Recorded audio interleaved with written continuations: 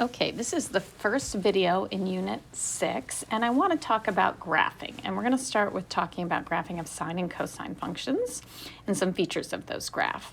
So let's go back to the unit circle. Remember where the radius is 1, and also with the definitions of the trig functions, specifically cosine and sine.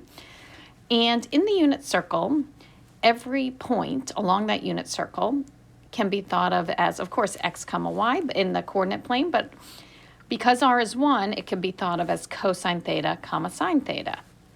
So if I go, let's take sine, for example. If I'm going around the unit circle, starting at 0, well, at 0, sine is 0, and then at pi over 2, it's going to go up to 1. At pi, it'll go back to 0, 3 pi over 2 down to -1, and then back to 0. So it will continue to repeat that pattern indefinitely as we go about the circle, either in the positive direction or in the negative direction. So these quadrantal angles really are important features of the graph because it's at these points where the function achieves its highest and lowest values. So let's look at, first let's fill out this table. So if we think about the quadrantal angles here, we've got 0 just going around once, because again, it repeats itself because it keeps on going around this circle. Okay, pi, 3 pi over 2, and 2 pi. And all right, so hopefully, sorry, I had to pause the video because someone came into my office. But okay, so we were talking about at the quadrantal angles, that's where the trig functions are going to achieve their highest and lowest values, because remember the range of sine and cosine, which we're specifically talking about here, -1 to 1. And so if I think about these quadrantal angles, just going around the circle for sine and looking at the y values, you've got 0, 1, 0, -1, 0, whereas cosine is just a shift of that. Same values, but again, occur at different locations. So 1, 0, -1, 0, 1. Okay, so let's think about if I were to plot these values. And of course you can plot more. For example, we know sine of pi over 6 is 1/2. And sine of pi over 3 is √3 over 2. But let's look at these quadrantal angles. So I've got pi over 2, pi, 3 pi over 2, 2 pi in the positive. And then, so sine of 0 we said was 0. Then we're up at 1, back to 0, back to down to -1, and back to 0. Now, what about after 2 pi? What if I go to 5 pi over 2? Well, I'm back up here, same value as pi over 2, so I'm back up at 1. Then I'd be back down again at the same, 3 pi is the same place as pi, coterminal. And so this is just going to continue to repeat itself. If I go in the negative direction now, let's think about if to the left of 0, if I go towards negative pi over 2. So if we go to negative pi over 2, that y value is -1. If I go to negative pi, that y value is 0. -3 pi over 2, that y value, I'm up at 1. And -2 pi is coterminal 0, so I'm back at 0. So we call a function like this, which it repeats itself in a predictable pattern, periodic.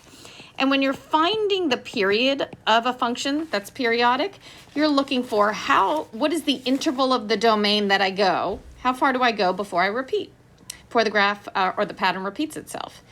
And in this case, if I'm looking at that, well, pick a good starting point. If 0 is a good one, then pick the 0.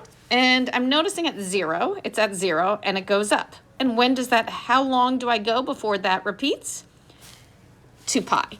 Which if we think about the unit circle and sine related to that unit circle, that makes sense. I'm continuously changing. And I'm changing as I'm going from around the circle, but then it's going to repeat itself. So that is the period of a function. Again, a very important feature. Another important feature that I like to talk about is something called amplitude. And I think of amplitude as how from some sort of midline or equilibrium, and in this case, I can think of it as in this standard y equals sine of x graph. I think of the midline as the x-axis. Well, the amplitude is how high from that does the graph go and how low does it go. So from that midline, how high am I going and how low am I going? Well, that's going to be our amplitude. And in this case, in the standard y equals sine x, which this graph is, the amplitude is 1. It's going 1 above and 1 below that midline. Again, that's not always going to be the case, but that is what an amplitude is. Another way you can find amplitude mathematically is you could find, if it's not completely obvious perhaps to you, it's the max value minus the min value divided by 2. And just one thing about reporting amplitude, because we're talking about that distance from the midline to the highest or lowest point, you're always going to report that amplitude as positive. Okay, so that was sine. Let's do a similar graph. Let's just look at the graph of cosine. And you'll notice that it nearly looks identical to sine. It's just shifted. It's just a horizontal shift, or we also in trig are going to call it a phase shift. So let's do pi over 2, pi. 2 is periodic, just like sine. It's going to repeat itself.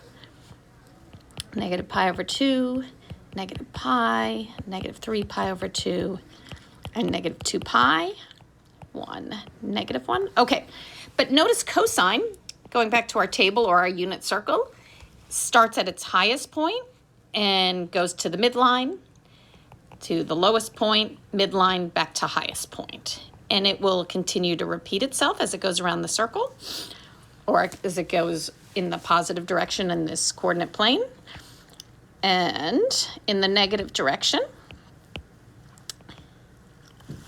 So that is your cosine graph.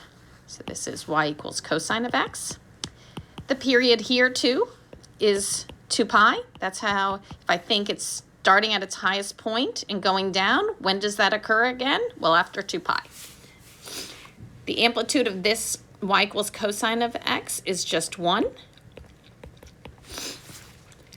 And that's how high and how low it goes from the midline. Another things to observe for both sine and cosine is some symmetry.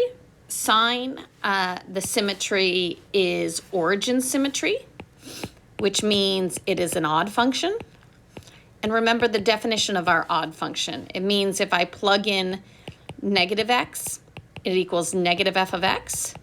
So specifically for sine, this means sine of negative x, or if you use theta, equals negative sine of x. So if I'm doing that, so one kind of example, just looking at the graph, sine of pi, we know sine of pi over 2 is 1. Well, sine of negative pi over 2 is negative 1. So when I'm putting in that negative angle, the ratio is the same, just opposite in sign. Whereas if we look at cosine here, cosine is an even function. It's got this y-axis symmetry.